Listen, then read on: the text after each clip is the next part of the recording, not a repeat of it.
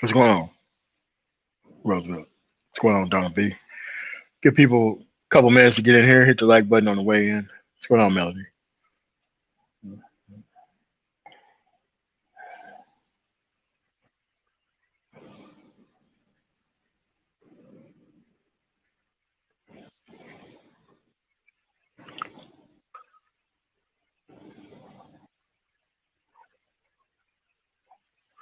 Uh-uh-uh.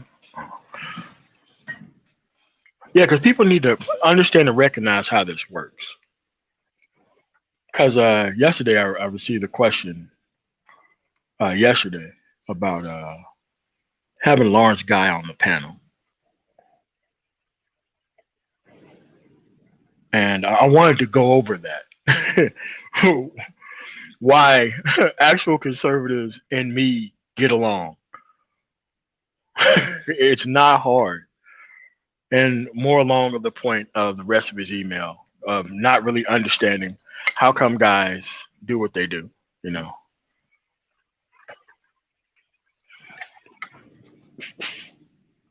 what's going on, Jay Hall?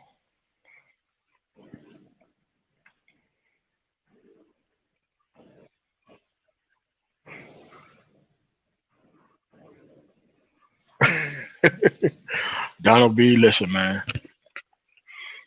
how can there be so much talk about a specific issue that everybody is good at, but nobody has conclusively solved?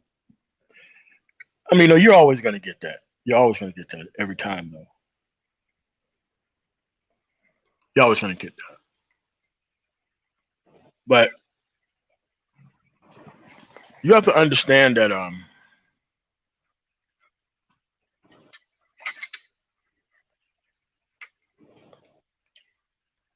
once you start comforting stagnant people,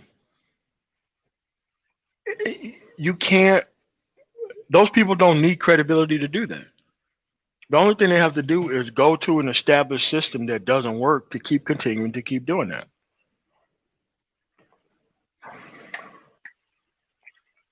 There's nothing involved with it. I mean, if you don't know the life cycle of it at this point, then then you're never going to get it. And this is why this conversation needs to be in the hands of the younger individuals and not the hands of the people who are in the older individuals. Because the older individuals are responsible for making sure that the younger people don't practice the older people's mistakes. That's normally how cultures work. But in this culture right here, the old mistakes have to be practiced so that way the environment can stay stagnant where it is. And this is why you have so many people who you have so many Tommy Sotomayor clones. Why? No originality. Zero originality. Thanks for the 49 super chat, Melody. Yeah, hit the like on the way in. I'm not sure why my notifications ain't going out. I'm not gonna fight it. I don't care. You know. So it's like this. These things are not difficult, by the way. These things are not difficult to solve because see, you got to want to solve the problem all the way to the end. And what this individual who emailed me don't recognize is they're giving you compromise as a solution. Compromise is not a solution.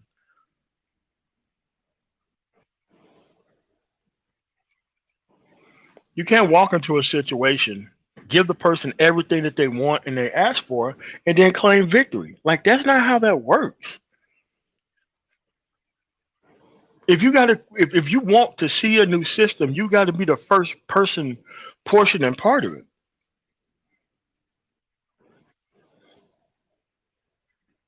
But see, you taught this level of compromise where you can maintain every single facet of the old system in the new system, and all of a sudden you're just going to monkey branch over.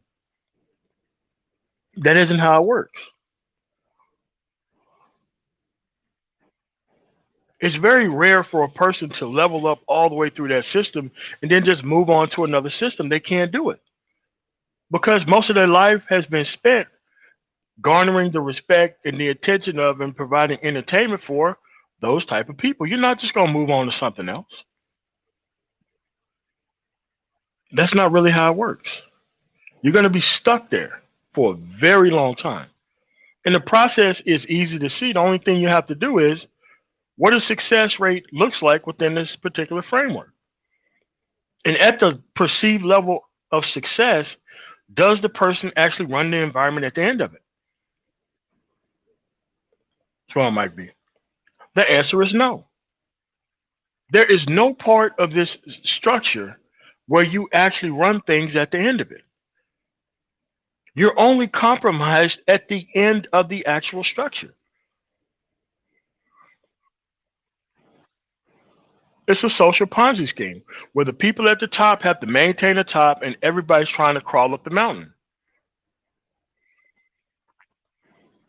There's no end to it. What's going on, Sis Spade? So what you got to recognize is it's just simple. They didn't want that type of power. They didn't want that type of power to solve problems. They wanted the type of power to feed themselves into problems by putting on this specific type of cultural framework that let people know that, hey, man, I'm just like you. I'm stuck just like you. We all in this together. Dude, it's very easy to do that, man. And for a lot of people, they have the three levels of compromise about them: the economic compromise, the sexual compromise, or the emotional compromise, to where they're stuck in the actual spin cycle of the culture itself. They can never separate themselves from it. And you keep thinking that you're going to solve all types of complex problems in life, but you're somehow going to maintain this specific level of nonsense personally within your life. Like both of those things don't work. How many people do you see who gets large sums of money and still hang around the same people? They haven't changed their mind state or anything. And then all of a sudden they're done in by the same people that they thought that they was better than, but economically better off with, and then they still went back to those people anyway. It's simple. This is why people come around and they try to act like they're interested in a certain process, but they're only interested in the results. They practice the mind state for like a couple of months and then they go back to what they were doing before.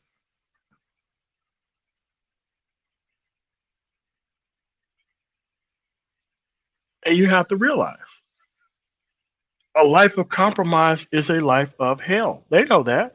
They're living it. You think it doesn't suck as a human being to keep talking about this woman every single day? You think that's something that people are happy about? But they have to do that to survive. They have to do that to live.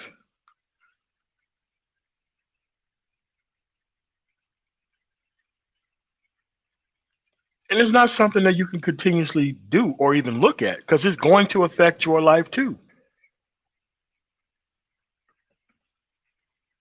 at some point. Think about it. With the actual people who are perceived to be pro black, knowing damn well that they're not, how much better off did people get by learning about the actual unconstitutional abuses of the past, but didn't take tangible steps in the future, even though the conditions were better? That's just a short example of it.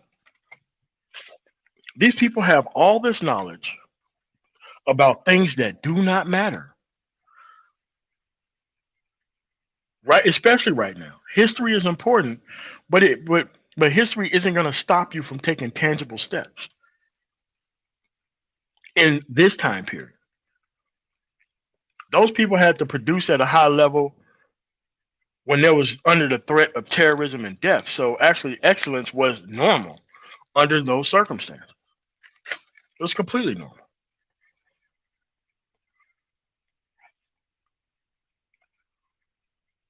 But now, when you have the time now to where you can do all types of things that couldn't even dream of engaging in, but you're creating most of your creative processes trying to do other things for other people's comfort.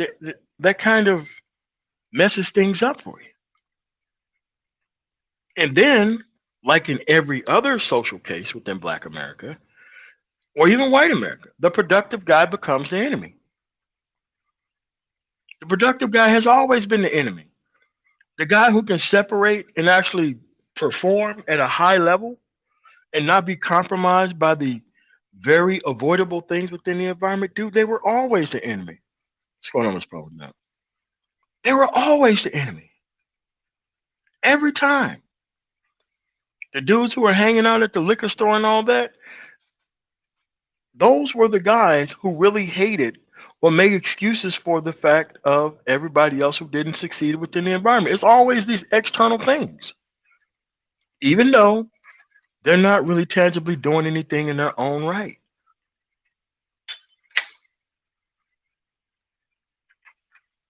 The last time I went back home, it was the same people sitting outside the liquor store. I couldn't believe it. These dudes are 80 years old now, still out there, having the same level of discussions that you hear in the manosphere. So trust me, they didn't want that type of power either.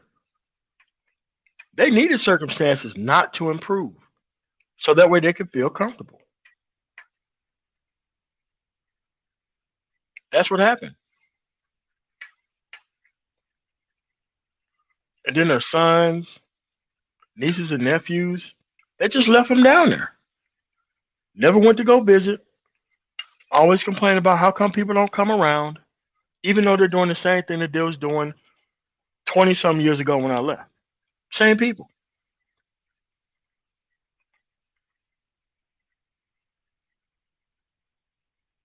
Yeah, it's very true. But it's very simple because these people didn't want that power to leave that stuff alone, man. They wanted the power to control the culture, to maintain it, have it on a hermetically sealed box. That's what they wanted. They didn't want to change anything. They still wanted the they still wanted to be the choice of the improper and wrong type of women because everybody got so much game, but ain't nobody got enough that game to get the hell off the marketplace.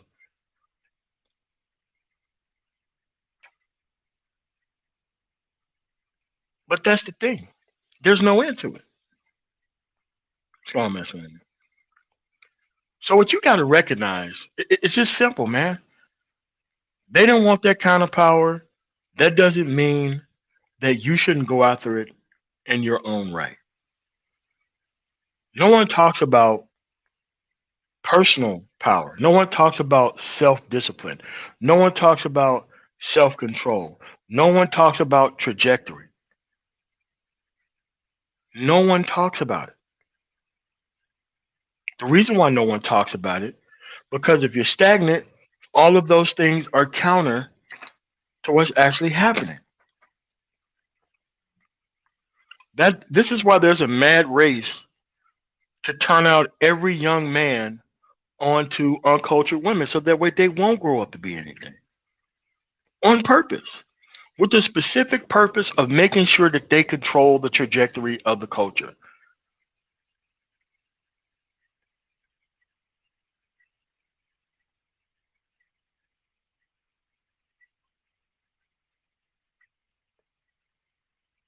That's the thing.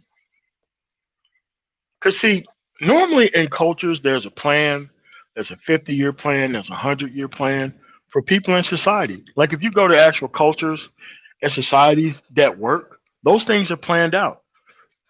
That's what their educational system is kind of centered around. What's going on, Ben, maybe? So you have to realize that they want the power to talk about the same issues, which isn't power at all. It's nothing but stagnation. And it's going to affect every single facet of your life if you don't leave this stuff alone.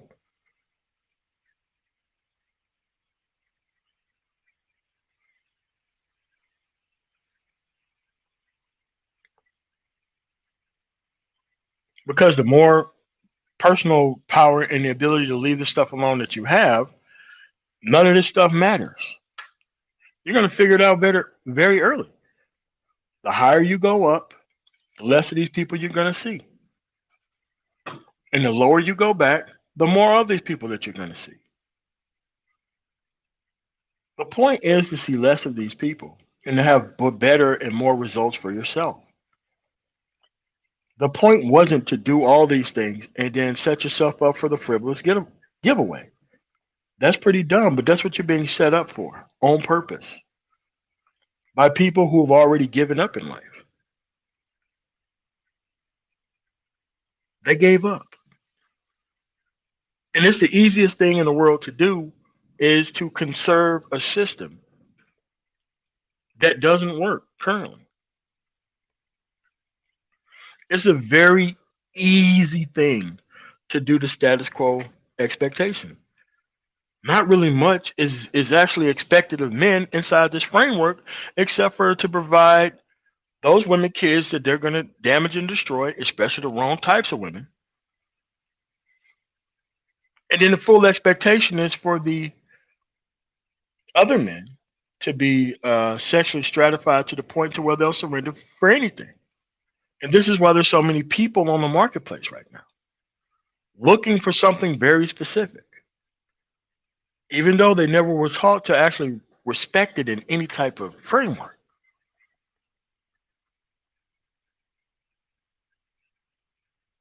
Everybody here is not lying, man. Everyone here now, where you have to look at the results, you have to look at it. And if you don't like looking at it, you won't have to look at it for such a long time. You could take that one hard look, you could change these specific things, and go to an actual result.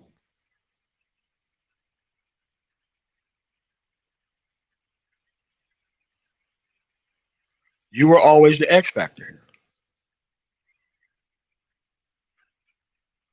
I know that it's easy for the comfort at the bottom thing, but you're never going to be able to undo that stuff past a certain point. It's who you are as a person deep down. If you want it all to change, then you have to change it all, sir.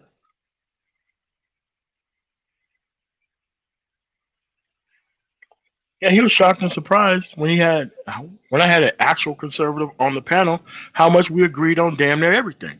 Why? Because we want the same type of results of where we're both going.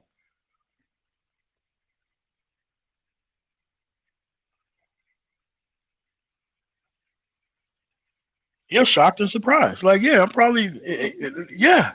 That's what happens when you're talking to actual conservatives who are actually involved in the process, who actually have a side taken, who actually is still with the side that they've taken. They're still going to read the processes and procedures and the plans and choose one person over the other.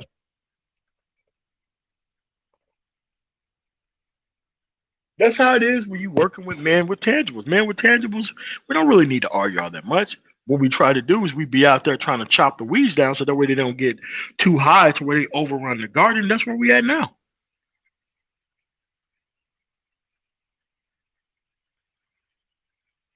It's simple. They didn't want that type of power, man. The power of actually knowing is something that's going to bring you a lot of stability and comfort to your life. You're just not going to be able to bring stability and comfort to people that you should leave alone.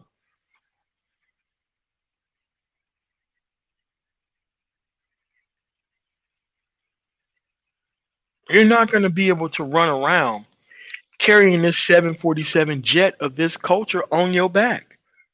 It doesn't work that way. It's never worked that way. Even for the people at the perceived top, they're no further ahead than the people who are just starting. Strong black girls.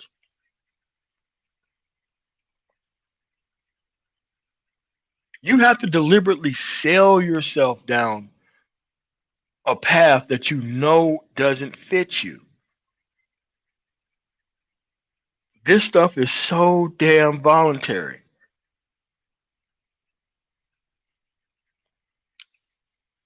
It's not hard to go and find the top 10 jobs in your state that hasn't been filled.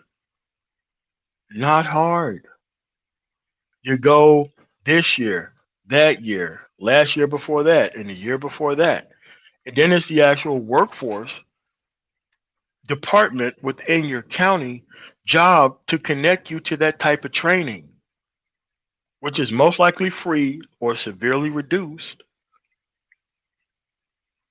So that way you can become productive right away in a field that needs you right away. It was always the skills and abilities that was going to put you ahead of the actual environment. But a lot of people get minimally productive, then they get seized upon by the compromise of the past and they get pulled right back in. You go get a car, they feel the best that they ever felt in their life. They finally got access to a person that doesn't give a damn about them. And next thing you know, he's hitting the reset button. All this money that he just in value that he just added to himself, he just added a whole lot of overhead to his life because he emotionally wanted to feel good.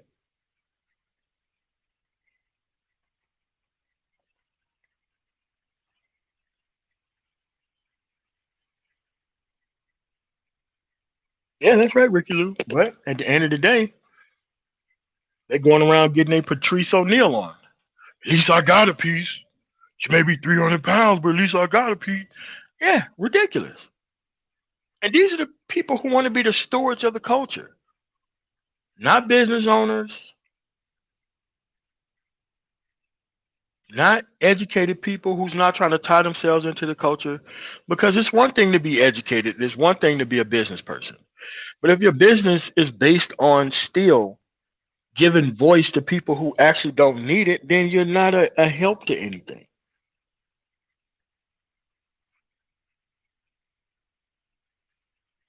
And then they have the nerve to call themselves pro black. But see, you have to listen to like white supremacists for a while because you'll see the same type of things that are going on for people who are quote unquote white supremacists, the people that you see that are quote unquote black supremacists. It's the same thing. They're superior with no outcomes. They're superior without having built anything. They're superior based on who they are. They're superior based on other people's accomplishments. That's what makes them superior.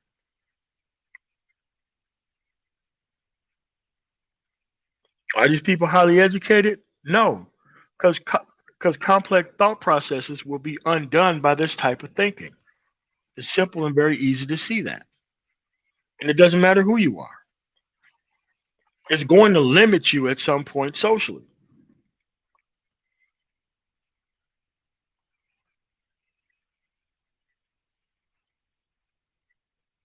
And it's very simple to see that these people didn't want this type of power, man.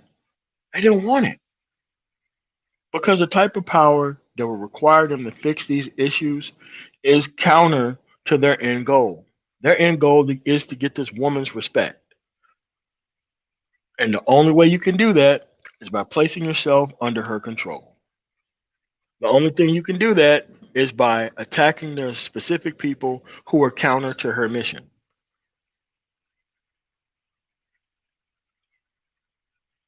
All you got to do is not focus on productivity and your own power. They win.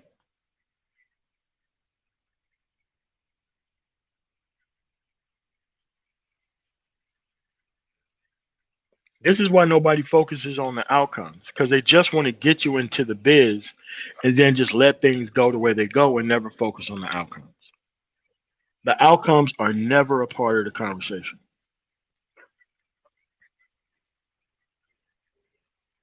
So you're supposed to flounder in a very stagnant point forever until your car get pulled. That's not how these things work, man. You're gonna have to leave this stuff alone. There's two ways you actually do leave this stuff alone. Actually, one, Your life gets to be so damn expensive and you have to work so hard to maintain minimal things. So that's where you learned your lesson, which is where most people are right now, who are trying to fake it till they make it and act like they're winning. Till the second portion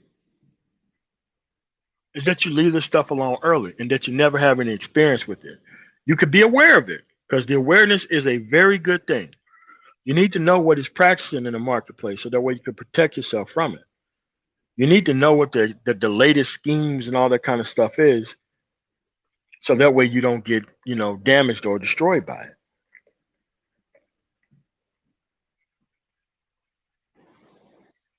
But do you need to immerse yourself in it and actually practice it to see whether it's true? No, you don't need to do that. You ain't got time for that.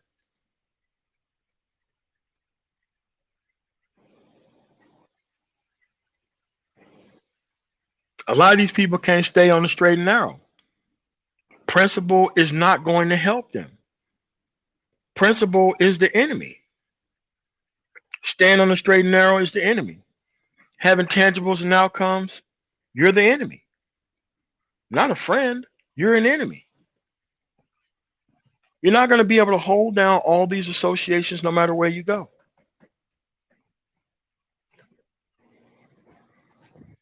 Imagine a football jersey with all 32 teams on it. That's what a person looks like. Or a basketball jersey with all those teams from the East and the West on one jersey. All these symbols on one jersey.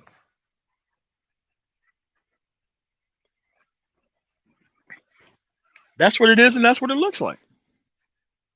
Zero definition. They want to be fluid, they want to be liquid, so that way they can be able to just morph into another person depending on what environment that they're in.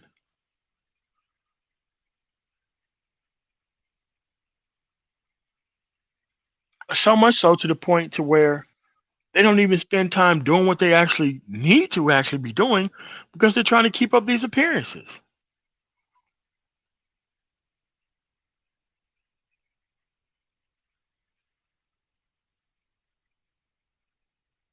Is this stuff going to help you? The answer is no. Yeah, that's what it is, man. The Negro NASCAR jacket, man. Community, Team Reptile, Game, all that stuff on one jacket, man.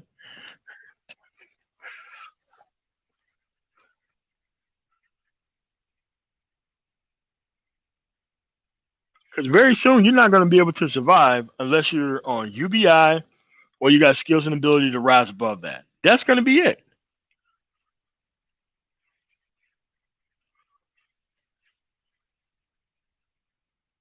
But you can make those key decisions right now, though.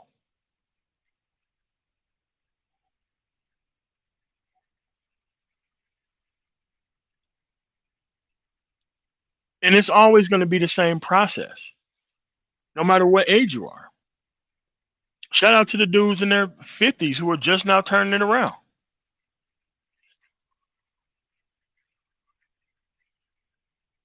Yeah, they simply admitted that they made a mistake and that their life that they was crawling up was the wrong deal.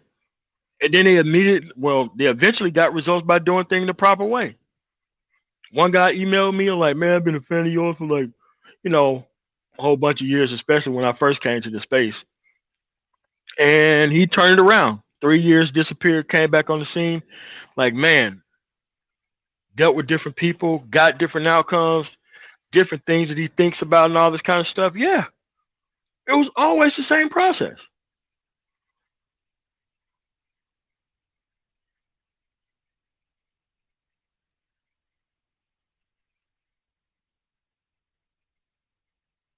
The process isn't changing, man. It just becomes more and more important.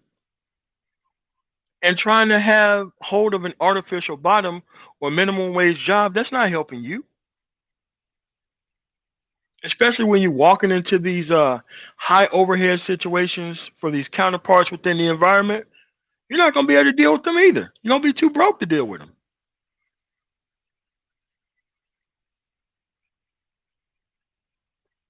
You got to get out of this holding pattern, man. This is a prison of your own making.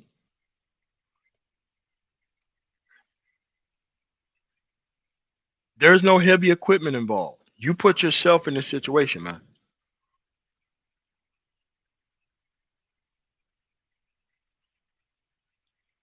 And if you put yourself in this situation, you can get yourself out of this situation.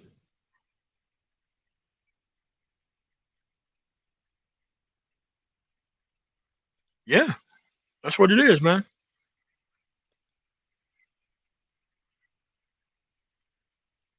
Thanks for this 6.99 super chat. I mean, Roosevelt, it's worse than that, man. Most of these dudes are nothing but no bake cookies, man. No bake cookies, man. So you mean to tell me that you're just gonna stir that stuff up and just let it sit there, man? For real? No oven, right? You expect me to eat that? Nah, man. Not having it, bro.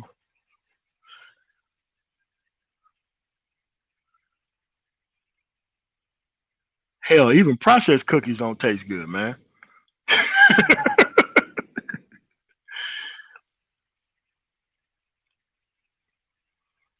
Yeah.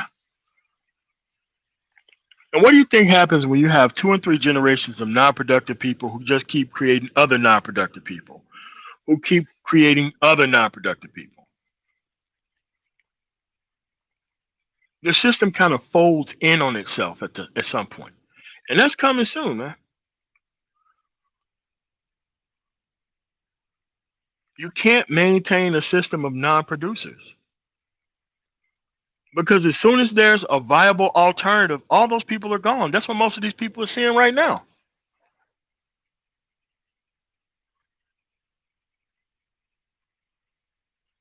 Trying to do what's easy, trying to do the bare minimum, and trying to maintain the bottom just because your numbers are greater, dude, that doesn't work long term.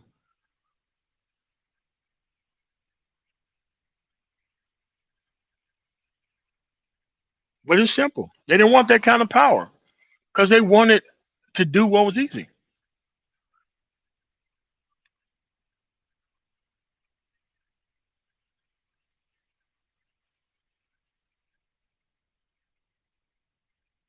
That easy life got some real unexplainable results, man. I be around these people, man. They have tons of money, never received a loss in any part of their life. Like their dog or their cat died, and they're just devastated. Never been through anything. You can't live like that either.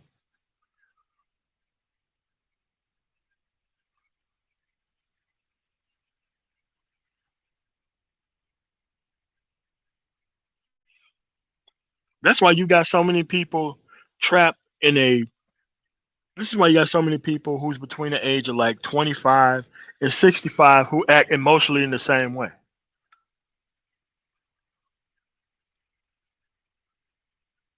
Yeah. Like when you go to other cultures that function and that work, dudes in their 50s and 60s, dude, they're preparing their grandsons for greatness.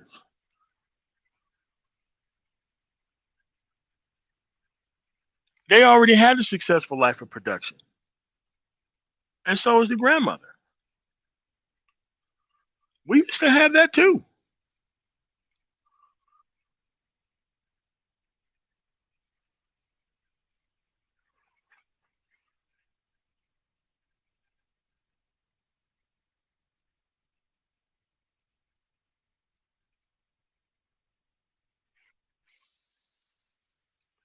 So what you guys have to understand that this actual way forward is pretty simple at this point.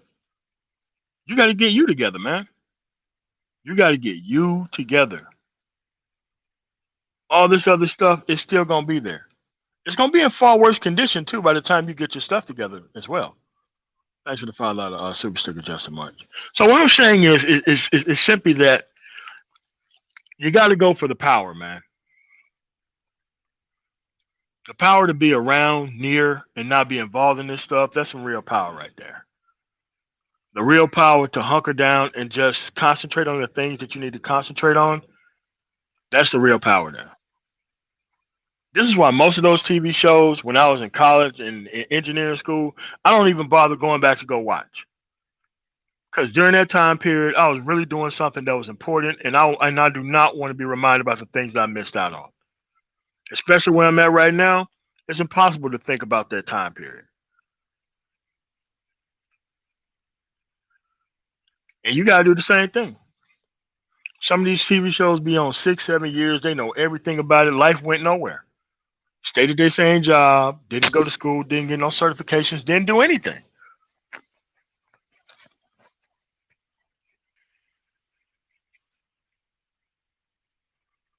So like, the process isn't hard. It's hard when you try to encapsulate it around nonsense. That's what makes the process hard because you're trying to bring compromise and a specific process to the same table and it doesn't work. What's going on, Ransom? Hey, what's up, MOT? Can you hear me? Yeah. No, nah, I just wanted to come up because you were saying, and you kind of been hitting on it now. You were talking about change. Um, it's so easy right now. Yeah. Like all you need is a laptop and internet connection. Yeah. Like, I can't think of a time in human history when it's been easier. Yeah. Like everything, learn a new skill or certification. Um, learn a new language. Online degrees. Yeah. I mean, there's just so much you can learn and do. I mean, you got people who have literally been starting YouTube channels, just doing day trading. Yeah. It's just so much if you're willing to like hunker down and cut out the BS, turn off the television, turn off anything that's not productive, get rid of people who aren't really trying to go anywhere, and link up with people who have goals and ambitions, even if they're not in your respective field, just people who are doing something productive. Um, the sky's the limit right now, and you can kind of do it anywhere in the world. I was talking to a coworker the other day. He went to DR for a week. He had a friend say, "Hey, let's go to DR for a week." He'd been working from home since the whole pandemic hit, so here he is working in another country, sitting on the beach, sitting on his laptop working. So getting paid and on vacation. Dude, friend of mine, same way. Was in Texas. He free, man. He's free. He's free. A couple people I know in Texas, man. San Antonio, Dallas. They work for the federal government. Some still work for the army. Some work for the Air Force now. A couple of them I was in the military with way back in the day. There were cops suffering the consequences, and now these dudes they're on the other side of it, man. They didn't mess their life up. They did not immerse themselves in this type of problem, and they didn't try to level up through this type of system, and they're doing good right now, man. They're doing good because they didn't compromise. Now they probably was lost for a very specific period of time, but most of it is when you actually get ready to do it, all the things that can stop you. And then there's a lot of people who life circumstances changed a lot, and then it became harder, but not impossible. Yeah, Dominican Republic. Black Curl said in the chat too.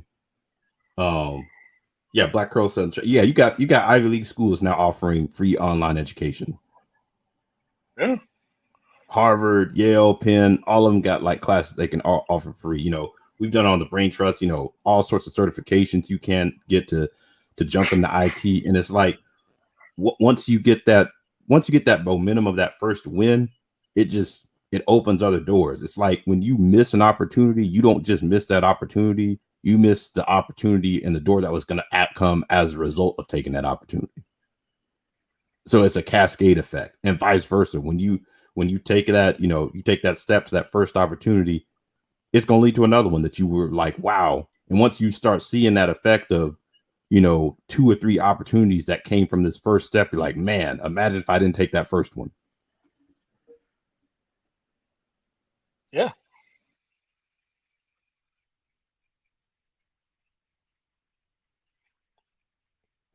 And a lot of people don't understand, man. Bro, listen. Because somebody asked me about this too.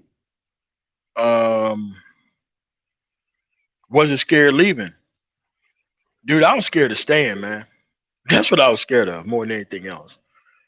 I've seen people who had, who had went to school, if they went to like Mississippi Valley State or Jackson State or Grambling and all that kind of stuff, and they got out of school and they came back to work at Kmart or Walmart or J.C. Penney or at the mall before it closed. Hell no. You done all that. You done all that work and end up in a no. Like I was the Yeah, same way. I'm like, if you stay here, what did you just do the last 4 years for? for real, man. And I didn't want that, man. I did not, dude. I was scared of staying, man. I'm like, look, this may be scary as hell going into the military, but guess what's even scarier? Staying out here in these drug and crime-ridden streets. That was way worse. I'd rather take a chance and gamble on myself. I wanted to be in charge of this thing, man. I wanted to be able to find out what it was like if I put myself just in different circumstances. I wanted to make sure that I seen it, even if I did fail, and I did quite a few times, most of it by my own hands. It really wasn't circumstantial until I just went into business with the wrong type of people. And once I got the wrong type of people out of it, that's when it started succeeding. Because I was taking less chances and I was investing more in actual tangibles and results rather than trying to maintain relationships. That was a big problem of mine. Trying to maintain these acquaintances, associations, and relationships. I'm like, you can maintain that type of relationship, but you ain't got to bring them into your business, bring them into your organization, hire them, and all that kind of stuff. No, man. No, man. You keep the work about the work, and if they can't do the work, then go get a professional to actually help you. Because professionals, that's what professionals do. They do the job. They're not trying to maintain all that kind of stuff. They can actually do what they need to do. Yeah. I was gonna say for me, when you talk about the scary thing with stagnation, Oh coming back, man. coming back and seeing like when you go off and then you come back 4 years later and you see everybody still doing the same thing. Yeah. You're like, damn, what like 4 years is passing and nothing has changed. That's how it was, Like, man. Yeah, that's how it was. It's like, especially in school, and it was like, like, I keep telling people this, and they don't understand, man. Like, once you focus on yourself, and once you're moving forward, time slows way down for you, and it speeds way up for everybody else. So while these people are going through all this kind of stuff, man, you're on one singular path toward progress. And guess what? You can get that stuff away with a couple of bad decisions. That's another thing about getting your stuff together. It's so easy to throw it back at them, man. The people don't understand that the higher you go up, the easier it is to lose. Oh man, if I was doing this, I'll do this, that, and that. Yeah, you'll be broke in a year. No, you make a couple of yeah, bad that was investments, and that's it. It's over. yeah, that was the whole thing with the I believe it was the Aaron Donald situation when I was watching, they were talking about that on Undisputed. And Shannon Sharp pointed out a point. He was like, pretty much, hey, if you got that type of money, uh you have to have private get-togethers. You can't be out in the public with all these people Oh around people hell who got no! nothing to Oh lose. no! And then one Oh guy, no! yeah, and then one guy sees, oh, well, if I go and start a fight with this guy or something, I can get an easy couple $1 million off him in a lawsuit, and he may Yeah. lose his job. It's like Hmm.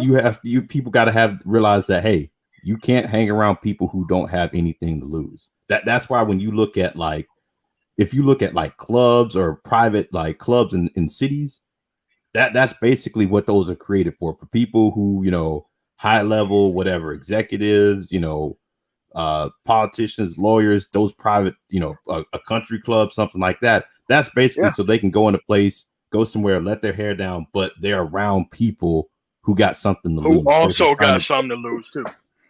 Yeah, exactly. Yeah. 'Cause there's a lot of private establishments like that in Denver that people be trying to weasel their way into, and it end up not working because they end up talking to some person like, "Hey man, this guy gotta get out of here. He's one of them. You gotta get out of here." Or she, what is she doing in here? Nah, she gotta go. Gotta go. And it's like most of this stuff is about keeping it, man. Like a lot of people have this YOLO type of thing.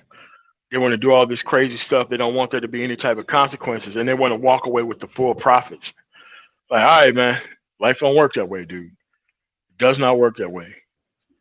People get that Does- mentality. They watch too much media because that's where it comes from.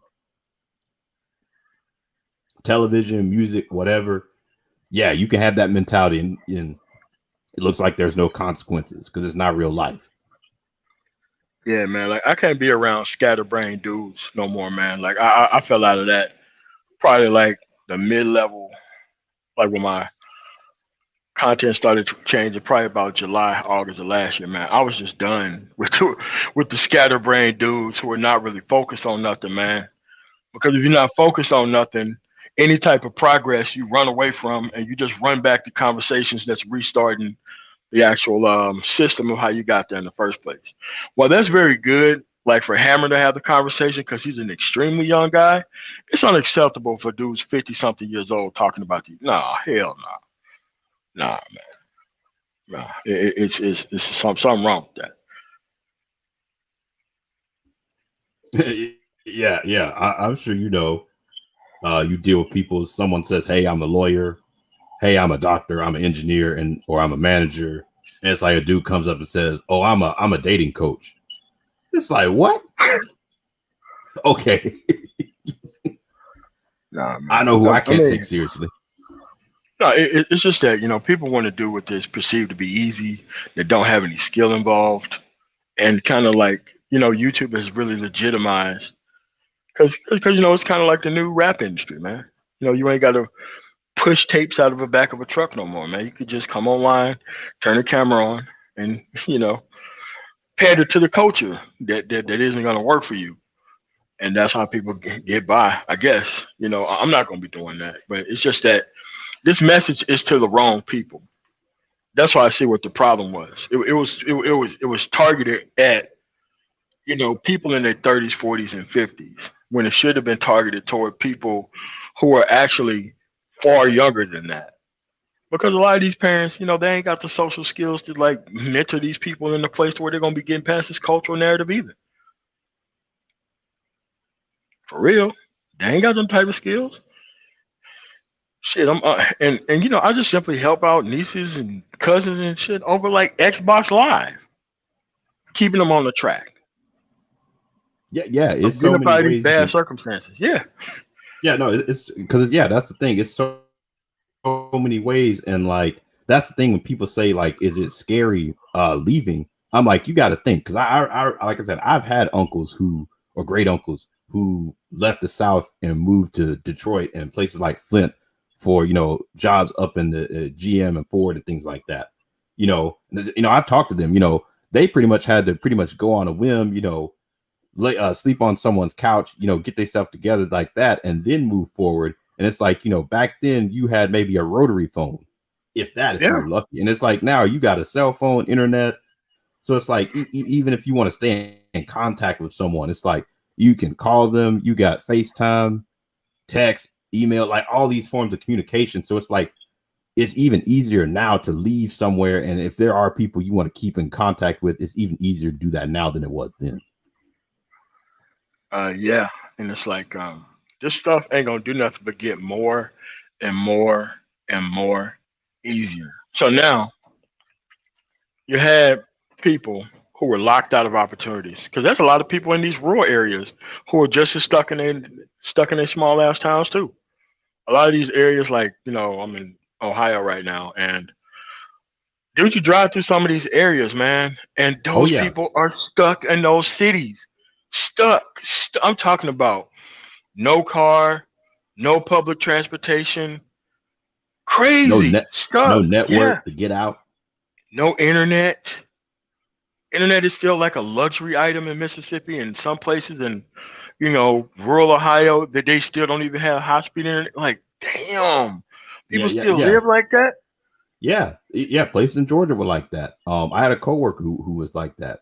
Yeah, but me and Mike were talking about the infrastructure bill on the Progressive Brothers podcast. Yeah, And that's one of the things in the bill was bringing high speed internet broadband to all these rural areas. And it's like, okay, how many of these Republicans and these people are really going to have enough sense to go and push for it? You know, the constituent. They're not gonna say no to that. Most of them are I just mean, going to see, oh, it's but if it's a standalone well, no, bill, I was going to they say, would get it. yeah, if it was a standalone bill, see, they're not going to read it. They're going to let the politicians tell them, oh, it's a leftist document, it's a Green New Deal, it's not infrastructure, and then not even look into it when it's like this would help your community tremendously. Instead of like they've done the pandemic, you had to park buses out in the middle of the of some of these areas to be a hotspot for Wi-Fi.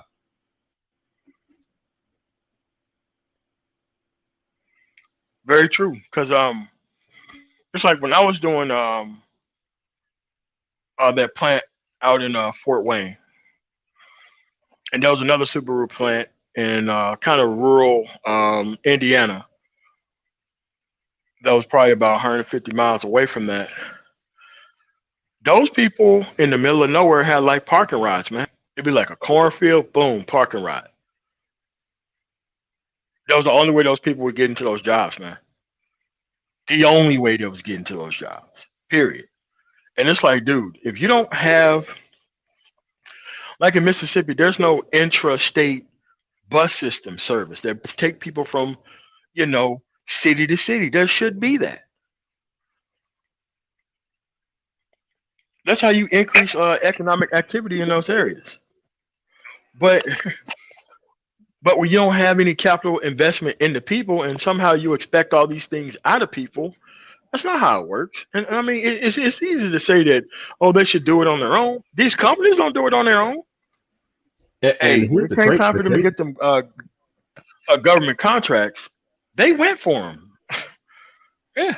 and Okay. and the crazy thing is too, some of these companies actually even have the foresight of saying, hey, we don't even want to put a business in a place like that. Like when you look at Amazon and it put its headquarters, like the places that were finalists were DC, Atlanta, New York. I believe Austin was in there as well.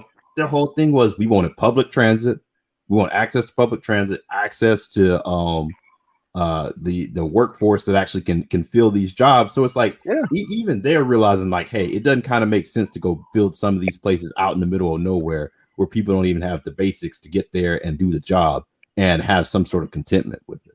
So like the thinking is so outdated. But a lot of this is, a lot of these people just, they don't want to really see a 21st century America because of the demographics. So they just have the mentality of, oh, I'm just going to basically try to keep it 1950s as long as I can. Yeah, it's going to go. Hey, what's going on? Yeah, what's going on, Renaissance? Yeah, man. Hey, what's up, Nagone? What's going on? Yeah, you just made a hell of a point. That's exactly right. Some of these areas want to keep these areas literally recessed, almost rural. Um, in some respects, I hate to use this term, and I don't know if I don't know if it would sound exactly right, but almost quasi third world. In certain respects, they want to keep it not so much third world, but like I said, 1950s, and really not advance it for their own parochial needs. But I find, I don't know how long that's going to really stand up given the global demands that are being made, and how uh, I don't know. The census just came out. You're looking at our population has not grown a great deal, so No. there are a lot of issues with us actually. Even if you take a look at that, where we may not even be that competitive, and if we're not increasing the levels of our education, of course, we have to increase our infrastructure. We have to increase a lot of this for just for business sake. We're looking at China, whose basically GDP grew 2.3% during the worst of the pandemic, and now it seems things have moved on a little bit past that to where now what was their GDP? Something like 12% or something really crazy that it went over the last 7 months. I mean, it's been crazy. The growth overseas. So what some of our plans are, we're going to have to get with what's going on with respect to the world and compete there. If we don't, we're going to find ourselves literally ass out in a very short period of time worldwide. We'll still have money and wealth, but we're not going to be the leaders. And infrastructure and all is going to play a huge role in that. I mean, we already seen this movie before. It's called Cuba. Yeah, Outside of like the hospitals and the doctor creation aspect of it, we already seen this movie before. Listen, like when Tate Reeves, the governor of Mississippi, I was watching the live stream and I think no, it was me. I told Mike about look at this dude. He literally said that infrastructure jobs is going to cost Mississippi jobs. I'm like, dude, you don't have jobs there, but the only thing they don't want to do is they don't want to extend I-69 from north and south. They rather have east and west interstate highway so that way they can control how far the state actually goes. If you have a north to south interstate highway, they have to electrify, they have to run water to it, and people would immediately move out of all those areas to brand new infrastructure. So, in order to hold the entire state back, they just refuse the money every time. Insane. That or MOT. I was gonna add too. Okay, somebody has a lot of background noise, man. This factory that pays $9 an hour. They're gonna be out of luck. They may have to pay people 15 or something. And that's another thing that happens too. You got these big ass companies that move to these rural places and they play like rural labor hours. Like a good example is when I used to go from like Detroit to Indiana when I was doing a lot of like auto parts and stuff when that stuff was still going at the first beginning of the Trump administration. You would leave a plant where people are making $40 an hour machining parts, and you would go to a place in rural Indiana where they're making $10 an hour. We're talking about 250 miles. A drop in wages just like that for the same job. Unbelievable.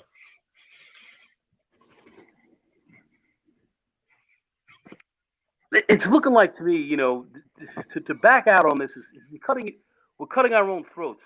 It's hard to believe the level of ignorance that we have here in this country at this stage. Infrastructure builds your country. It builds your nation.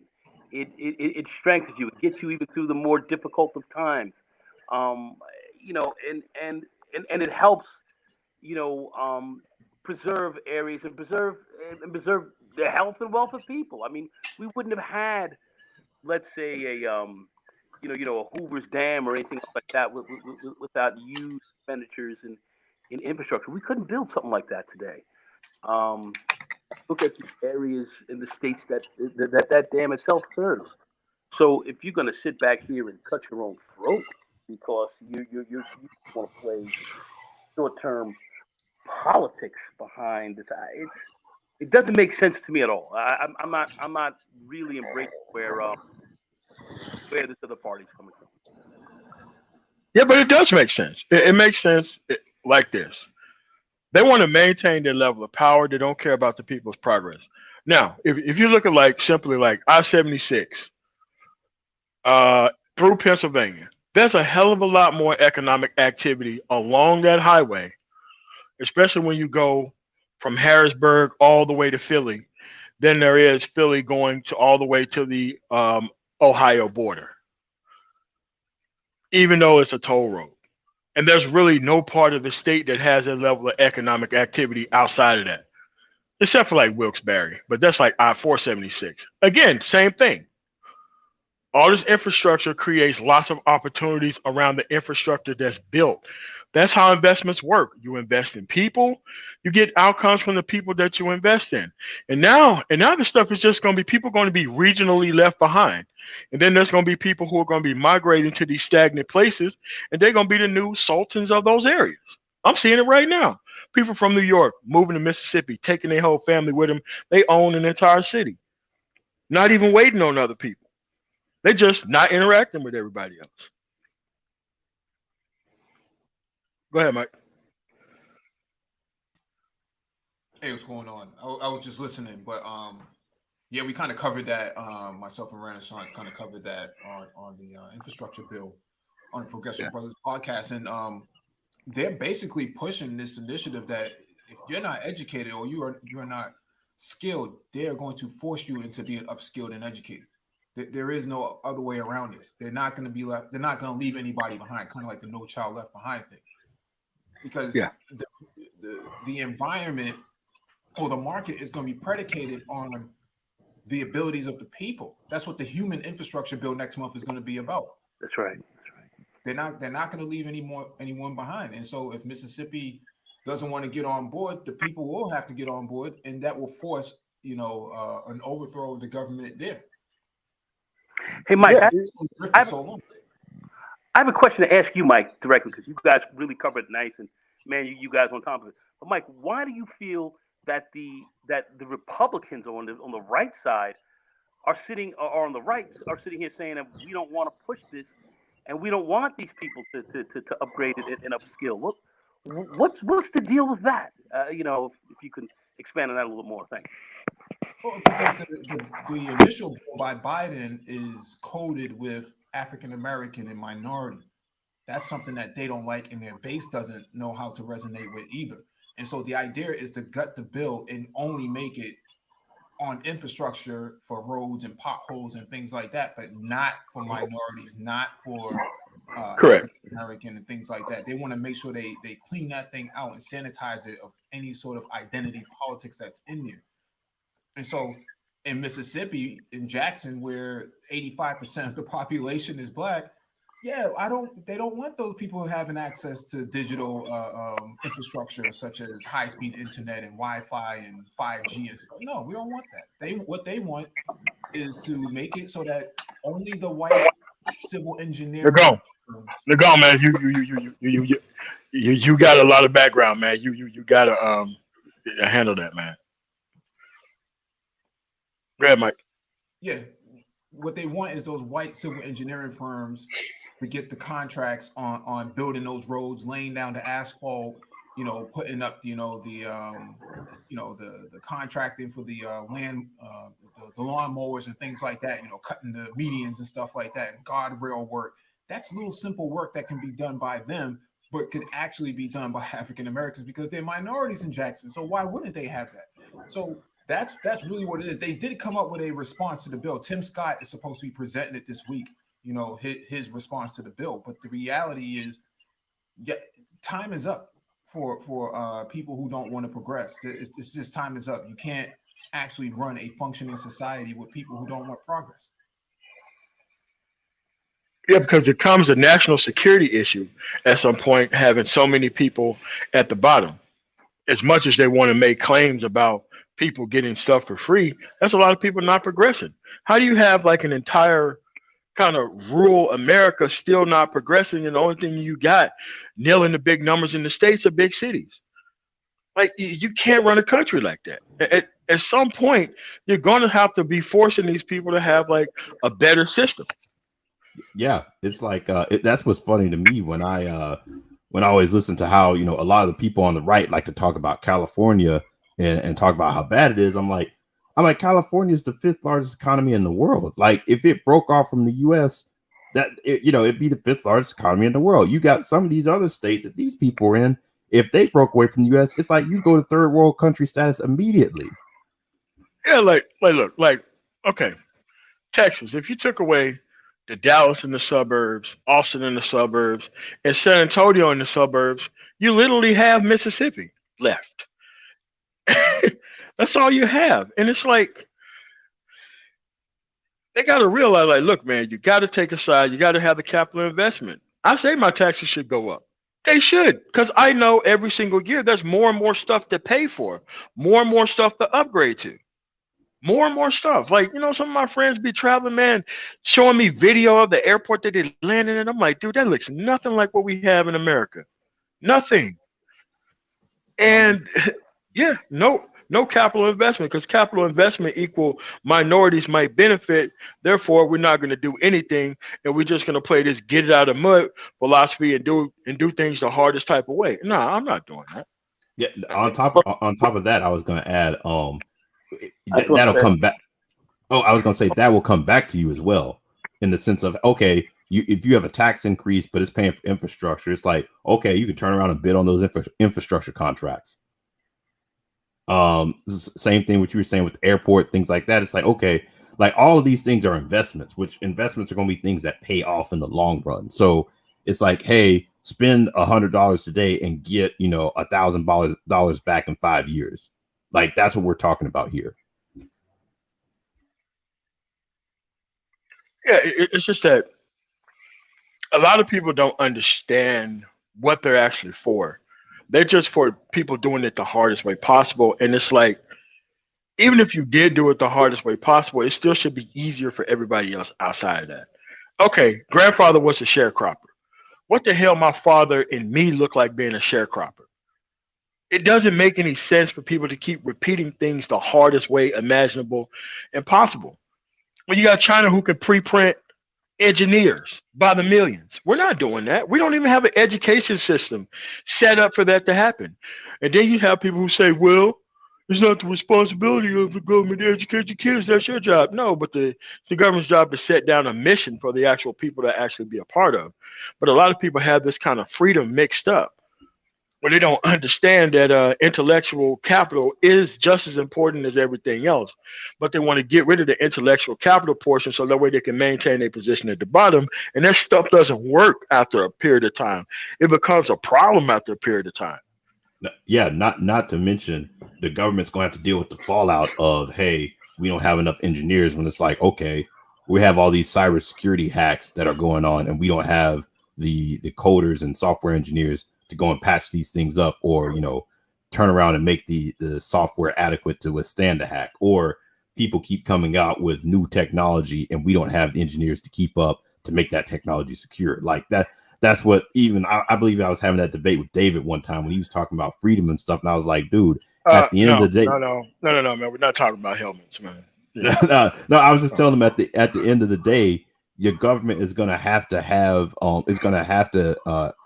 incentive to ensure that it has the capital and intellectual capital to actually function as a society. Like you got to have some basic level of competence within your citizenry. Yeah. Yeah, but their freedom requires them to remain ignorant and stagnant because that's freedom to them. So they don't want to live in a modern society. They want the benefits of a society, but not the work that goes into actually creating a society itself. So that's why it just devolves into trolling because entertainment based nonsense, like you don't need any credibility to sell comfort. Those people are well protected because they give people the comfort and not changing and not really understanding how things work as well. I want things to actually work so that way we could be able to dominate, so that way we could be able to succeed. I don't give a damn what you look like. That's what I'm for.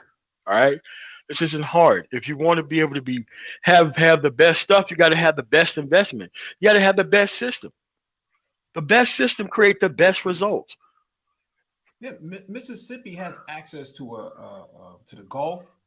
Yeah, It's in proximity to three other states, four other yeah, states. yeah, There's no reason why they should not have a high-speed rail developed between Jackson to Birmingham, from Birmingham to Atlanta.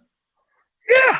Major infrastructure that can actually greatly benefit them. Atlanta has the busiest airport in the country.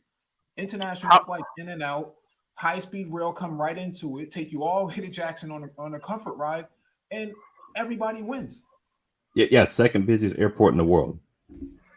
yeah. Oh, okay, well, let me give you an example. Highway 82, U.S. Highway 82, goes from, it kind of empties out at like the southern part of Dallas, probably like 70, 80 miles, but it goes all the way to Atlanta.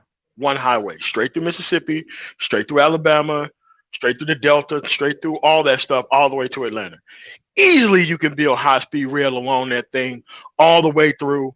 It'll bring the actual, because they're thinking about doing it right now in Denver, from like Lima, which is 90 miles outside of Denver, to actual Denver. So that way they can move people out to a bigger and bigger area by high speed rail.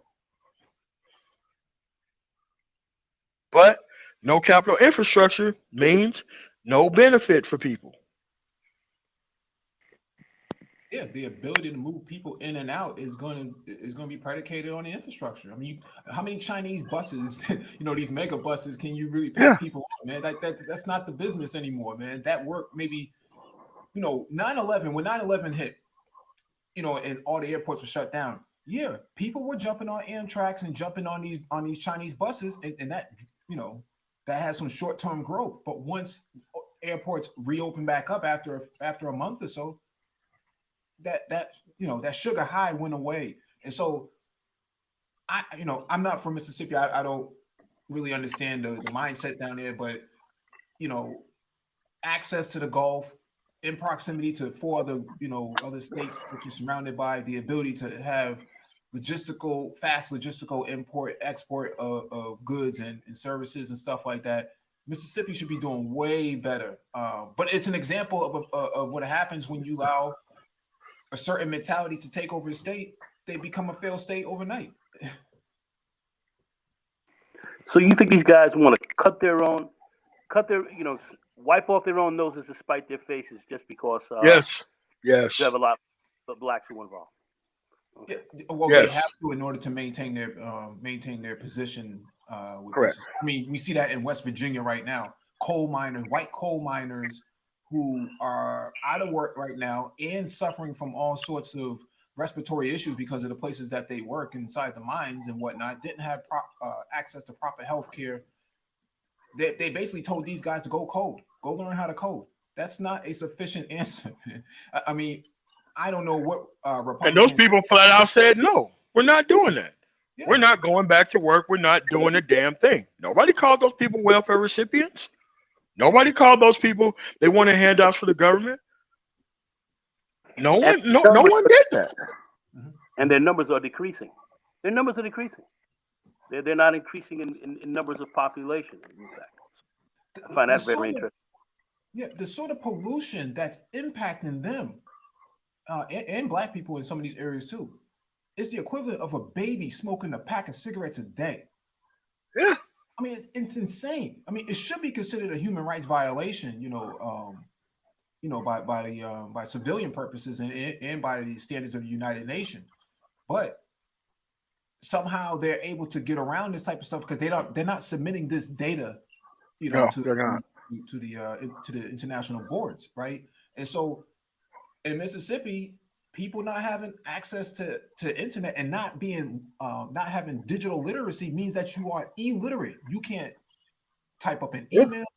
You can't send a proper text message out. WID. That's not sufficient for getting a job, man. You can't say what you're doing. In three simple letters. That's a way to communicate with people, man. That's a form of illiteracy. A lot of people think. And Mhm. and that's for what company is going to invest in putting their product or their business there versus other places that got this stuff figured out a long time ago. Yeah, I Nobody's mean, going to put their product down there. I mean, they're just flat out not going to do it unless it's some extremely low skill thing that they can actually get the people to actually work at for pennies. And then, people are fighting over those few jobs down there. I think that the government should just go down there and force these people to modernize. Like, look, if you can't run your city one sort of way, you're going to have an economic advisor that you're going to have to work with to modernize certain areas of the actual state. It's the only way. Other than that, you're just going to have these people just run the stuff into the ground, man. It can't work like that. didn't the federal government go up to Michigan and hold the people of Flint, the people of Flint accountable? I mean, they held the Yeah. leadership there accountable, and some of those people are actually going to go to jail. So I'm not. I mean, Mississippi's days are up, man. Whoever's running the state and whoever's inside those bodies, man, the time for ducking and dodging and shucking and jiving, I think their days are going to come to an end in the next administration. I don't see how you can function as a state without clean water, modern infrastructure, no high-speed rail, no mass transit. People still paying exuberant amounts of money for box Chevys and foolishness and working at Uh, Walmart. That's not a career, man. It's not sustainable. Power too. I was gonna say, Mike, when we were looking at the infrastructure bill, they were talking about a lot of these co-ops in rural areas, how much they charge for electricity in some of these places. Oh, yeah. Yeah. Some of their bills are higher than mine in Colorado. And I live in a way better area than these people live. I'm like, God damn, $200 for one bit. What are y'all doing? But Well, private company, It's, they can do whatever they want to. that's exactly right. And then think about when the pool season comes in, these guys are paying electric bills that damn near are close to their mortgages. It's or their rent. It's crazy. It's It's sick like that. You're Unsustainable. gonna need wind turbines on those old farms that are not producing anything right now. You're gonna need solar panels on everybody's rooftops, man. That's gonna be the move. Whoever can get the contracts on that, whoever can actually, um, upskill a lot of those people. I don't even know if Mississippi has any community colleges. I don't even know if Ole Miss and whatnot. No, no, I mean they do, but it's the same problem. Mhm. They're not in the city like that. You still have to travel to get to them, and when you don't have, when there's really no economy to even produce the ability for you to have a car on average, it becomes the same issue of people having scholarships and can't really take advantage of it because they don't have a place to stay or transportation to the place. And it's like Mhm. you can't keep holding people hostage like that. It's you know the it's crazy. What's going on, Doc Phoenix? How you doing this afternoon? Hey, Are peace, we man. doing all right, Hey, man? what's up, Dr. Phoenix? What's Hey, up, Doc Phoenix? Good to see what's going on? How you doing, Nicole? No, you. no, Good, man. no, no. Go ahead, finish your thought before I add my piece to Yeah, that. yeah, yeah. It's like some of these places you go to here because I'm driving around town and I'm looking at how much these basic state, like in Ohio, I think it's called STNA, state tested or something like that. Nurses, dude, these people get paid like $35 an hour. They were never making that kind of money. We're talking about Okay. 3 or 4 weeks of training, and they out there making buku money, and they have literally nobody showing up for it. I mean, Unreal, the way unreal. MLT speaks about Mississippi, you think that he ran from another country or something like that, like Mississippi, some foreign country or some kind of island that is not non-contingent to the United States government itself.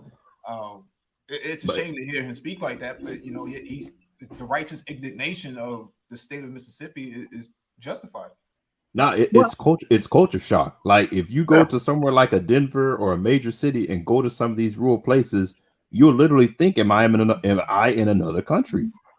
no, that yeah. was my experience over the past couple years because I was kind of I had spent a little bit of time down in Baton Rouge. Um, and pretty much once you get outside of, if you go along that I-10 and you get outside of basically, you got Baton Rouge and then you can take the I-10 and it runs into New Orleans and then you can just take that a couple more hours and then you're like in Houston or whatever. And essentially, when you go along that entire corridor, you basically it's rural. I mean, even the first time I even flew into Baton Rouge and I was in the airport, and once you get outside that Baton Rouge airport, I'm like, oh, what the hell is this?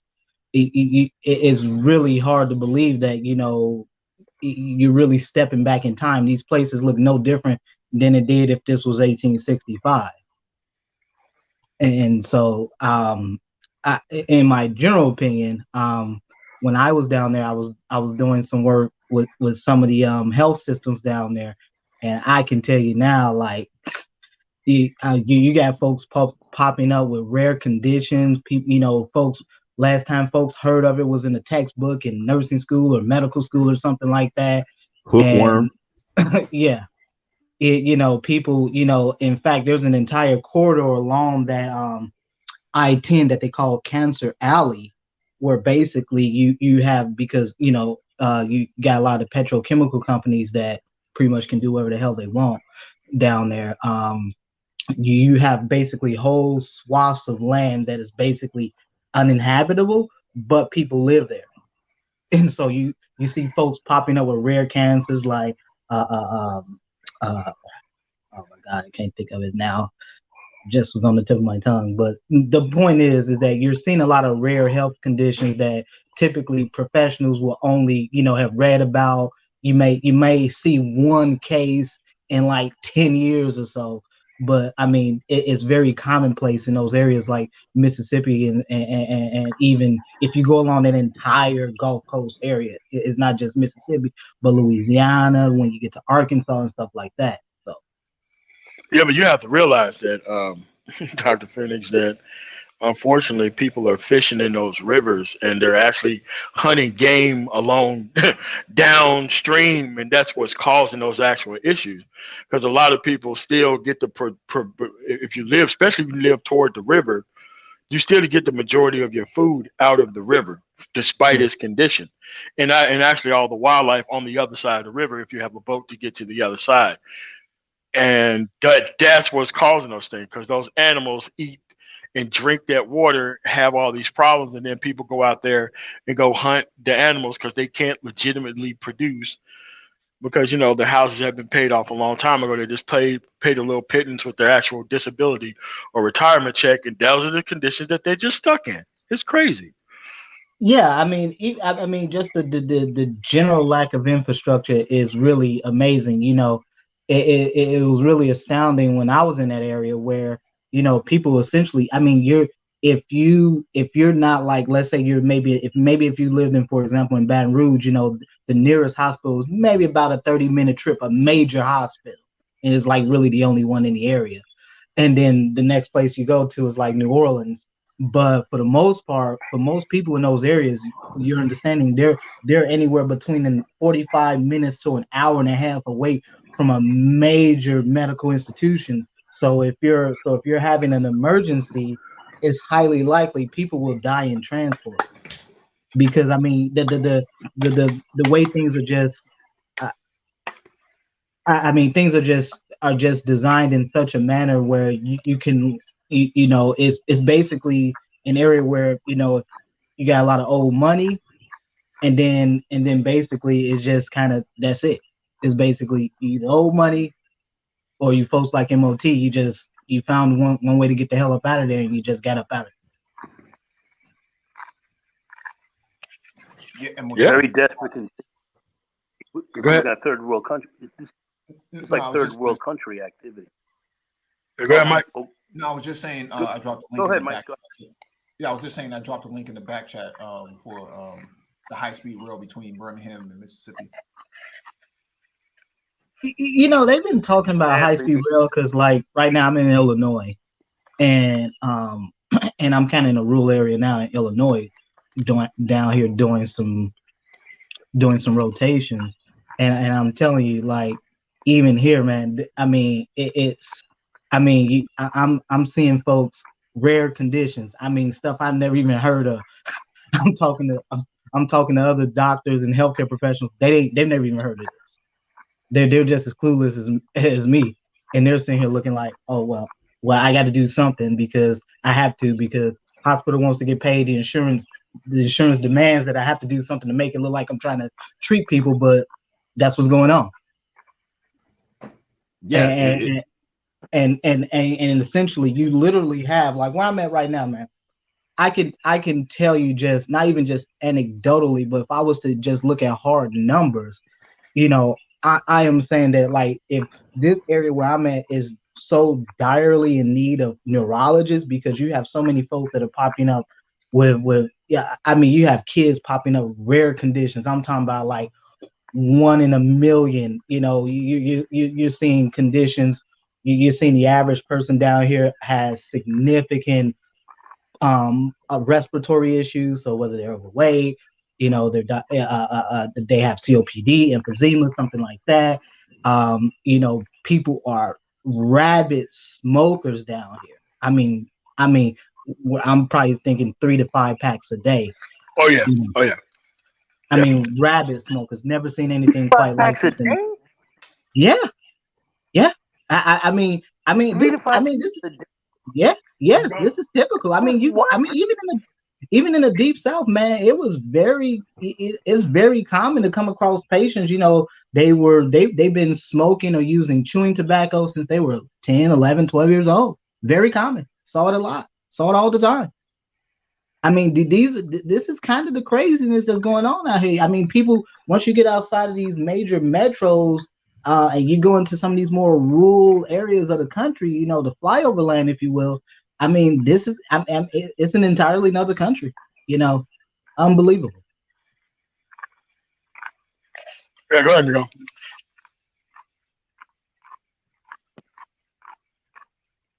All right, Renaissance. Nah, I was just shocked. That's an unbelievable amount of cigarettes to smoke.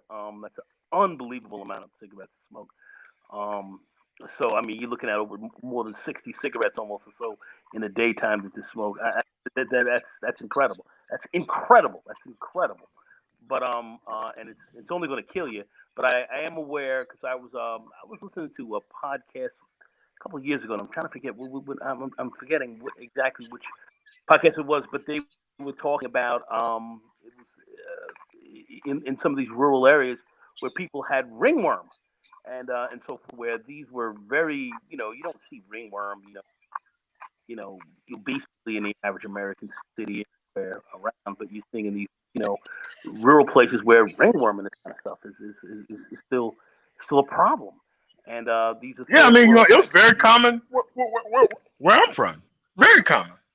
Very common. Very common. Ringworm, very common. Wow. Very Yeah, common. Very yeah, yeah. common. You see ringworm, impetigo. That's another common one, Yep. impetigo, which is one to come up because you have dirty water sources and stuff like that. People bathe in Yep. them, people Yep. drink from it. So that's another common one that you see. So I mean, I mean the work of modernizing this country. I don't think people really understand the scope and scale in which it needs to happen. People live, most of the population tends to live either on the coast or within your major metros, so people don't understand basically that central part of this country is essentially um pretty It, much rural. yeah, it got hollowed out essentially. Once you had manufacturing leave, that was the end of it. People moved away, and Yeah. who could, and people stayed. And yeah, you're right, because just by data alone, you have roughly 50% of the population lives in 10 states. So like Texas, Georgia, Florida, California, New York, states like that. And then, like you said, the rest of these places are pretty rural, underpopulated, population getting older and shrinking. And yeah, if you're talking about fully modernizing most of this country, yeah, it's a major task, because I mean the cities don't have really a problem with that, because industry sees a sense for it, and there's more progressive leadership. But when you start going outside of that, yeah. Yeah, can you That's see my? why I can't. Hold on a second. Oh, I thought I was showing my screen. Share my screen the whole time. Hold on a second. I'm on my phone. I'm not on a computer. Okay. Yeah. Black Torch says in the chat, according to the Army Corps of Engineers, to fix the water supply, it will cost us $1 trillion. Ooh. I What? mean I don't that's necessarily believe believable. that. Go ahead, don't Dr. necessarily, I know we have a huge problem. I think we could get it done for cheaper than that. But the biggest problem that we've had in this country is we've never had a centralized office of infrastructure here in this country. We don't have that. Like we have the NTSB and so forth.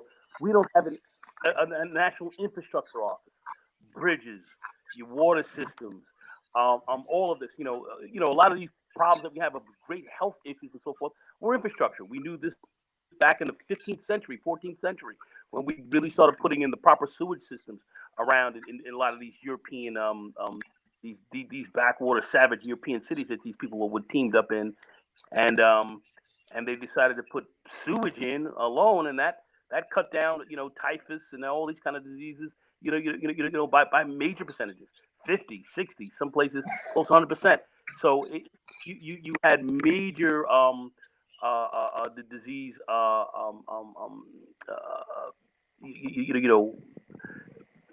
diseases wiped out because of just because of a sewage system, just because of the infrastructure. So infrastructure is huge in a lot of this, and how do we have a country like the United States of America and we don't have a central infrastructure, even department or bureau or office? And people say, "Oh, it's big government." Hold on one second. But you're talking about the joining up of all the states. Infrastructure is going to play a very key role in how your country actually functions. How could we not have that? I mean, we've got all this other crap going on, but we don't have that. That never made sense to me. Never made sense. It's almost like it's pro-life, right? Pro-life, right? Yeah. Well, I just think I think that estimate that the Army Corps of Engineers, I can I can believe that's a realistic estimate. I mean, if you look at even in your major cities, you still see major issues around just lead and water and drinking water Yep. Yeah, in your he major cities. And I yeah, mean, even just for one of the biggest, obviously one of the biggest culprits is like Milwaukee, for example. I've talked about this previously, but Milwaukee has had a major issue with lead in the water, and those waters mostly run through black neighborhoods. And those issues involving lead usually are pretty much in black neighborhoods. But just to modernize, replace those old lead pipes with more modern pipes, PVC or something like that, will cost tens of millions of dollars, and there has never been any will to get that done. In fact, it just kind of it keeps the can keeps getting kicked down the road. One health commissioner comes in, declares it an emergency, says this needs to get done, but there's never been any money that has ever truly been allocated to fix the issue. Because Meanwhile, we continue to see the deleterious effects of obviously lead in water sources, and how essentially is one of the it's a major issue for the developmental for development of children, especially those between the ages of 1 and 5 years old. And I personally have seen this because I've worked in some health. I've been in some health departments, and I've been in some community clinics, and yeah. And when you're seeing 90% of kids got lead levels that are 2 to 3 times that of what the CDC's recommendation levels, you know, you have a serious public health issue. I mean, so again, these are not just fundamental infrastructure issues. These are issues that carry over into the public health realm, into the realm of health in general, and how this becomes sort of really all hands on deck. And yes, you do need a central agency that can really control how these things get dealt with, and certainly how best to rebuild an infrastructure or modernize the current infrastructure. yep. Correct. And all this stuff take capital And that investment. would But also if you play. don't,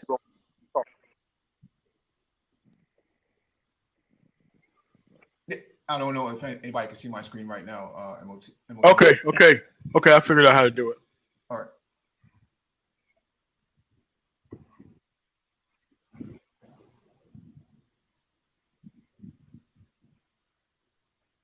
I'll be honest, I was tempted to come on because I've kind of in passing heard conversations over the past few weeks, and a lot of silliness and just a lot of really misinformation and people not understanding there's a reason why government exists. It's not there to control every aspect of your life, but it is there to make sure things do happen the way it should happen. At least it's supposed to. well, yeah, Right. it's people who have it's people who have embraced the right wing rhetoric. And the thing is that people on the right don't even realize the full consequences of this. Um, Even in the sense of just what it's doing, how much progress they've missed out on. Essentially, you've been behind since pretty much since manufacturing left this country. You've been on a downward spiral, and you got people doubling down, and then you got a lot of guys in this space for whatever reason who are internalizing the grievances of others, not realizing it's going to lead them down that same self-destructive path. Yeah, we had somebody who came from the South. I think just around COVID, something like that. And we've modernized, the mass transit infrastructure here. So you can basically pay with your phone, pay with your Apple Watch and your Fitbit and stuff like that. And this person, did not understand this. He's looking around. He's like, well, where's the where's the toll booth at? Where's the machine at? No machine. You just pay with your phone. That's pretty much how it's done. Somebody had mentioned earlier about Ohio and nurses. An interesting story. You guys can Google this, and it was about, I want to say maybe about 3, maybe 4 years ago.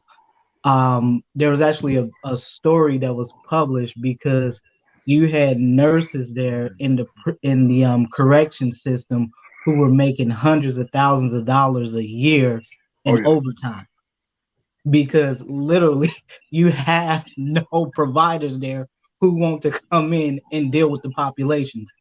So basically, you have nurses there, and there obviously you do have a medical director, physician, but for the most part, because there's such a complete shortage of professionals, medical professionals, you don't you the ones you have, you just have to pay them exorbitant amounts of money, for them to work tons of overtime and get tons of hours a week, to treat patients. And and these patients all have chronic conditions. So, whether they're dealing with kidney disease or diabetes or high blood pressure, whatever the case may be, the problem is that, these are issues that are systemic and really issues that fundamentally has to be addressed by the government. It can't be addressed has to be addressed by the federal government. It cannot be addressed by state and local municipalities, because again, we're seeing what's happening. We saw what was happening what happens over the past year with the pandemic, where things get politicized and people's personal agendas come into play. And so you kind of need that nonpartisan, neutral party to step in and to regulate and how these things should function. Yeah, because what you're discussing, that's not from a health standpoint. I mean, there's nothing wrong with some overtime, but when you have people constantly, especially healthcare professionals, working overtime constantly, that leads to burnout, errors, and mistakes. Oh And in yeah. healthcare, when you have mistakes, it can be deadly. So, I mean, it's just horrible from a management and morale standpoint. Because I mean, I know people who I know a nursing director in my family, and they're having to go to other countries. Like I believe they got someone from maybe Morocco or Algeria or somewhere in North African countries on contracts to come over here because they can't meet the demands with the nurses here. So, like you said, you've got to address the shortage, and you've got to have an independent third party that can step in, because like you said, with COVID, that became politicized, and you had like county health directors who were just trying to basically say, hey, people need to put a mask mandate in place, and they were getting death threats in their own county just for trying Yeah. to basically enforce public health, follow their oath of office. Well, that's that's the culture war that people have, that they're fighting. They're trying to maintain this idea that is an infringement on their rights to basically spread bacteria and diseases to other people. I mean, it's insane, but this is how this country is run. There is no way to really move forward and have progress with people who think this way. You need federal oversight to come in, and investment to come in and just say, this is how it's going to be done, and this is how we're going to move forward, rather than wait on municipalities to do anything because they're inadequate and lack the willpower to do it. Yeah, but you're supposed to be able to make mistakes at work and then just start citing statistics that the mistakes don't happen all that often. That's the reason why you shouldn't complain about mistakes, right? That's how that works, You, right? and that's such a dangerous precedent to have, because you wouldn't want your trauma surgeon making mistakes on a gunshot victim. You wouldn't want an engineer making the wrong calculations on a shuttle launch. Actually, they do have that problem, right? They had that with the 737s. They cut a lot of Well, yes, corners. yes. I mean, we obviously know what happened in New Orleans and during almost 20 years ago with Hurricane Katrina. Yeah. I mean, we know what happens when you have mismanagement and essentially you have professionals that don't do their job. But again, this is just such a massive systemic issue where every aspect of society is affected, because you have inaction on the part of the federal government to actually step in and say that, yeah, you can have only 20% of the damn nation that's truly modernized, and the other 75% of it is just stuck in the dark ages someday. Yeah, but you got people in this place who don't even believe in basic professionalism, because as we said just last night, all we're asking for from law enforcement is basic professionalism, and you got guys making every excuse in the world, and like I said, don't care about the money that's being wasted, rights being infringed upon. It's just, oh well, personal responsibility. For you, not them, just for you. Well, I think irrespective of, my personal opinion on it, irrespective of whatever I think of the lives that victims of police violence led, at the end of the day, you don't deserve to get shot in the back. You don't deserve to get kneeled upon like you're some big game hunt.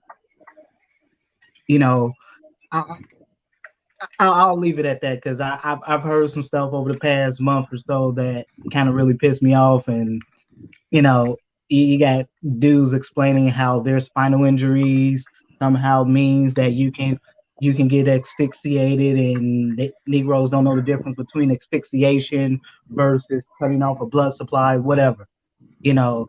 But again, I'm not gonna go there, so I'll leave it at that. Yeah. So we got anything else? Because I gotta get up out of here. I gotta go back to work. So any last words to go? Nah, man, good show, man. You guys are breaking it down real nice. And thanks for having me up. All right. Any last word, Dr. Phoenix? Thanks for coming through. I know your time's always short, so thanks for coming on. No, thank you for having me, MOT. Always a pleasure. All Good talking to everybody. Everyone have a good day. Make sure y'all subscribe to the Progressive Brothers podcast. Mike V and Renaissance Man, they got a pretty good platform over there. They've been doing pretty good over there. Mike, can you drop that link in the chat again before you get up out of here? Before I go to you, or Renaissance Man? Renaissance Man, any last words? No, thanks for having me up. And like MOT said, please subscribe to the Progressive Brothers podcast. We've talked about socialism.